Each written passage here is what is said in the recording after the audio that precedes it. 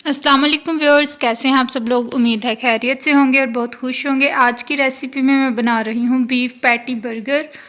उसके लिए मैंने कच्चा कीमा ले लिया है, उसको अच्छी तरह धो के उसके बाद प्याज जो है उसको बारीक सा काट लेना है आपने, मैश कर लेना है और उसका पानी निकाल लेना है और वो इसमें ऐड करना है। इसके बाद कटी हुई टमाटर लेनी है, बिल्कुल आपने बारीक काटना है जैसे हम आमलेट के लिए इस्तेमाल करते हैं, वो ऐड होगी।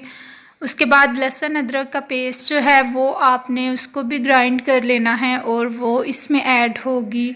हरी मिर्च को भी आपने पीस लेना है, यानी तमाम चीज़ें जो हैं उनको बारीक कटा हुआ या फिर पिसा हुआ हमने ऐड करना है। जैसे हम चपली कबाब में ऐड करते हैं कच्चे कीमे के जो कबाब होते हैं, तो बिल्कुल हमने उसी तरह ये तैयार करना है। उसके बाद मैंने यहाँ पे हरी मिर्च ऐड कर ली है और अंडा ऐड करेंगे। कच्चा अंडा जो है उसको मिक्स कर लिया मैंने, हाफ़ अंडा ऐड किया। यहाँ पे हाफ़ केजी ऑलमोस्ट कीमा था और मैंने थोड़ा सा भुना हुआ बेसन लिया है, जिससे ये होगा कि हमारी जो बर्गर की पैटी बनेगी वो टूटेगी नहीं और उसकी ग्रिप अच्छी रहेगी, यानी फ्राई करते हुए उसको कोई भी मसला नहीं होगा। तो सारी चीज़ें मैंने ऐड कर ली हैं। मैंने यहाँ पे ग्लव पहन लिया है क्योंकि हरी मिर्चें हैं तो वो हाथ को बहुत ज़्यादा लगती हैं, तो आपने भी अगर इस्तेमाल करना है बनाना है तो ग्लव ज़रूर पहने, क्योंकि इससे बाद में हाथों की हालत बहुत ख़राब हो जाती है। अब यहाँ पे बाकी मसाला जात अभी रह गए थे, जैसे नमक डालेंगे, मिर्चें डालेंगे, अकॉर्डिंग टू टेस्ट आप डाल लें। मैं मेजरमेंट नहीं करती क्योंकि एक वो हो जाता है कि इसमें कितना डलेगा, इतनी क्वांटिटी है तो यहाँ पे मैंने मिर्चें ऐड कर ली हैं। थोड़ी सी हम हल्दी ऐड करेंगे, बिल्कुल थोड़ी सी क्वांटिटी में। उसके बाद नमक ऐड कर लेंगे और पिसा हुआ सूखा धनिया ऐड करेंगे। ज़्यादा पिसा ना हो तो थोड़ा हल्का सा मैश हुआ वो हम ऐड कर लेंगे। और उसके बाद है गरम मसाला ऐड कर लिया। गरम मसाले के बाद रह जाता है चाट मसाला। चाट मसाला जो है उससे फ्लेवर बहुत अच्छा आता है, तो आपने इसको ऐड कर लेना है। सारी चीज़ों को ऐड करने के बाद हम जो है इसकी अच्छी तरह से मिक्सिंग करेंगे और इसको अगर आप उसी टाइम पे भी फ्राई करेंगे तो ठीक है, लेकिन अगर आप थोड़ी देर आधा घंटा या 1 घंटा फ्रिज में रख के, फ्रीज़र में नहीं रखना, नीचे वाले खाने में रखना है और उसमें रख के फिर अगर आप बनाएंगे तो हमारी टिक्कियाँ बहुत अच्छी बनेंगी।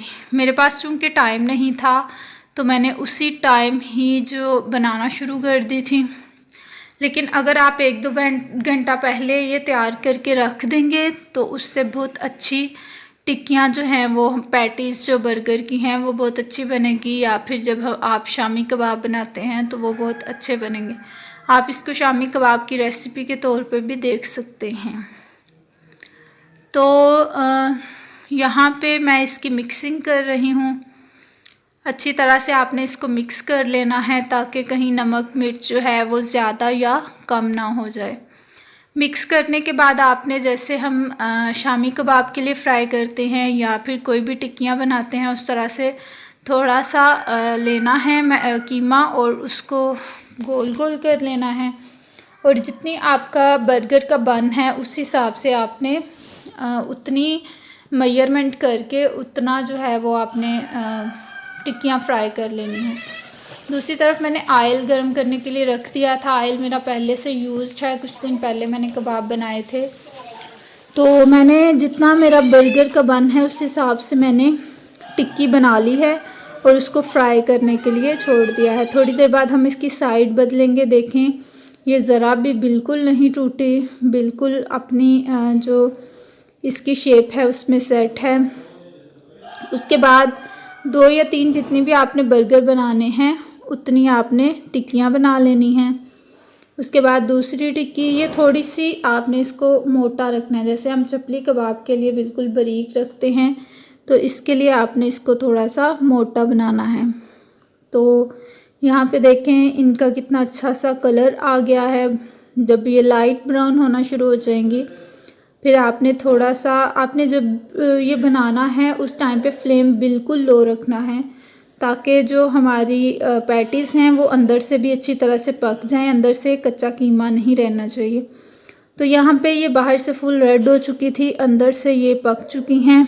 तो मैंने जो बन है वो खुद नहीं बनाए थे, उसकी रेसिपी ऑलरेडी मेरे चैनल पे है, आप सर्च कर सकते हैं।